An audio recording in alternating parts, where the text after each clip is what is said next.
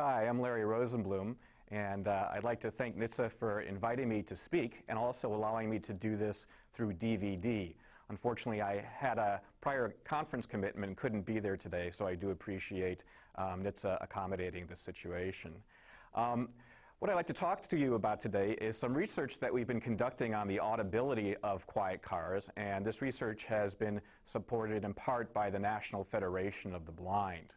Before I start talking about our actual experiments, what I'd like to do first is discuss some of the past research that's been conducted on the human ability to hear approaching sounds. And the overall message to this research, I believe, is that humans are actually hypersensitive to approaching sound sources. We see that very early on with newborns who seem to react differently when they hear a sound approaching them versus hearing a sound receding or hearing a sound stationary. And as adults, we know that, in fact, listeners hear approaching sounds as changing more rapidly, that their actual sound characteristics seem to change more rapidly than for sounds that are receding with the same speed. It turns out that approaching sounds will activate much more of the brain, the perceptual brain regions, than stationary sounds or receding sounds, and that, in fact, there are many more brain cells, in fact, that are sensitive to approaching sounds versus receding sounds and stationary sounds. And I think that these findings, and there's actually many more relevant findings, have implications for the quiet car issue.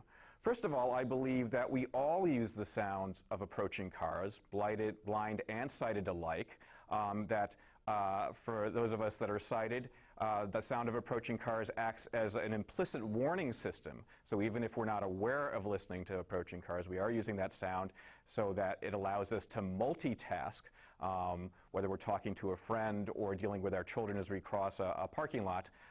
If there is, in fact, an approaching sound of a car coming towards us, we'll stop what we're doing and pay attention to it. So it is an issue for all of us. And I think the other implication of this research is that because of our hypersensitivity to approaching sounds, not much sound will be needed to enhance the current sounds of quiet cars, if in fact that's the route that's chosen to solve the problem. As long as there's some sound, as long as it's detectable and it's the right type of sound, those sounds will just really need to be very quiet, subtle sounds in order to solve this issue. So what I'd like to talk about now is how we've addressed this question. The question we're asking is whether hybrid cars, when running in its electric mode and running less than 15 or 20 miles an hour, are in fact less audible than internal combustion engine cars. And we believe that once a car, regardless of whether it's an electric or combustion mode, goes above 15 miles an hour, that there is enough tire sound and aerodynamic sound to be audible. And so we're going to be testing cars that are running substantially less than 15 miles an hour, 5 miles an hour to be exact, and determine whether or not those are less audible than combustion engine cars. Are they going to be harder to localize? In other words, is it going to be harder to determine where they are at any given time? And more specifically, for the first way we examine this issue, is their approach direction harder to hear? We've conducted 4 experiments to test this question, and before I get into each of the individual experiments, I'd like to quickly talk about our experimental methodology. What we did is we went out to a quiet parking lot and recorded the sounds of cars approaching microphones using a binaural recording technique. And this recording technique involves putting microphones in the listener of the ears of a listener in order to capture the spatial detail of the cars approaching. The cars approach the listener from the left and right direction, and they pass the listener at about 5 feet away. And as I said, we recorded these in a quiet parking lot to see exactly how much sound was available and whether or not that was audible. We then take these recordings and play them to blindfolded listeners in a laboratory. All of the listeners in these experiments were sighted undergraduates. We blindfold them in order to help them concentrate more on the task. And for each of the experiments I'll be talking about, we ran about 15 subjects. The subjects were asked to identify from which direction the cars were coming and to respond quickly and accurately. We assumed that in many of these cases, subjects would be able to perform the task without a problem. We're more interested in how quickly they actually can make these judgments and whether those differences in reaction time will be different for different cars. In our first experiment, we tested a 2004 Toyota Prius and a 2004 Ford Mustang. We found that in recording these two different cars passing from the different directions, there was about a 15 decibel difference when the cars were passing, for those of you that are interested in decibels. When subjects were asked to make these judgments, their accuracy was quite high for both cars, but the reaction times were in fact different for the two cars.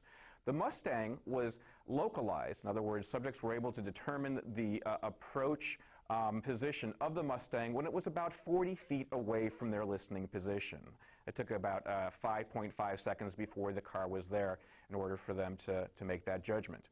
The Prius, on the other hand, needed to be closer, about 40% closer.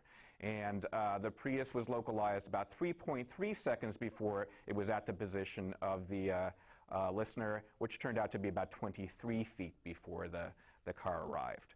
In our second experiment, we tested a 2006 Toyota Prius and a 2004 Honda Accord.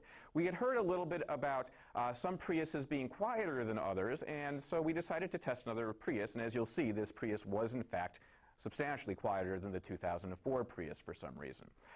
In this case, though, the Honda was also quieter than the Mustang, so we found a 13 dB difference when the cars were passing. The accuracy was high and not different for the two cars, but the reaction times were substantially different for the Honda Accord and the Prius. The Accord was localized about 4.9 seconds before it was passing the listener, which had turned out to be 36 feet away, where the Prius was localized just 1.4 seconds before it was passing, which was only 11 feet away, which was about a 69% difference. What I'd like to do for you now is play the sounds of the first Honda Accord and the Prius passing so you can get a sense of what subjects listened to in these experiments.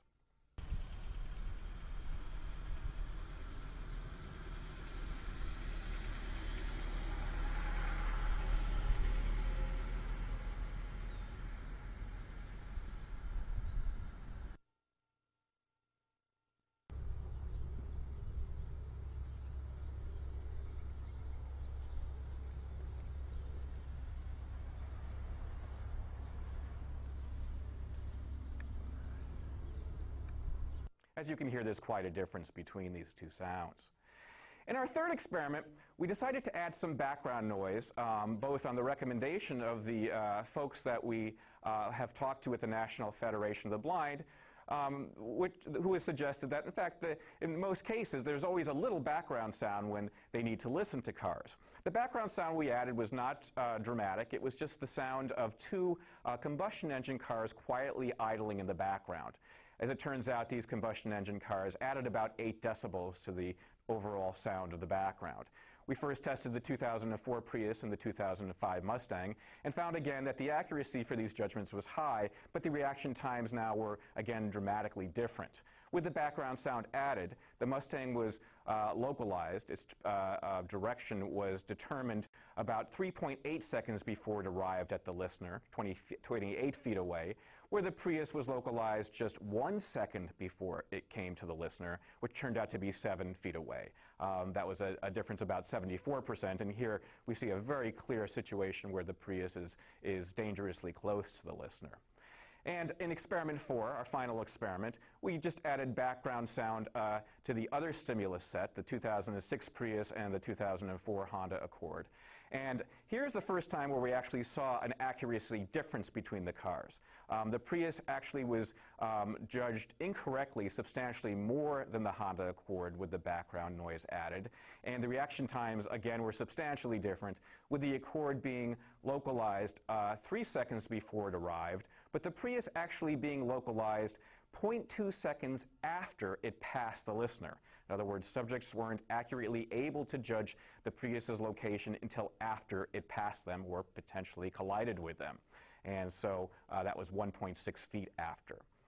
Okay. In conclusion, what we'd like to say about these initial experiments, and we are certainly acknowledging there's a lot more to be done, but after these 4 initial experiments, that based on the methods and specific cars we tested, a hybrid going at low speeds, 5 miles an hour, is substantially harder to localize for listeners than our internal combustion engine cars. And this changes substantially with a little bit of background noise added.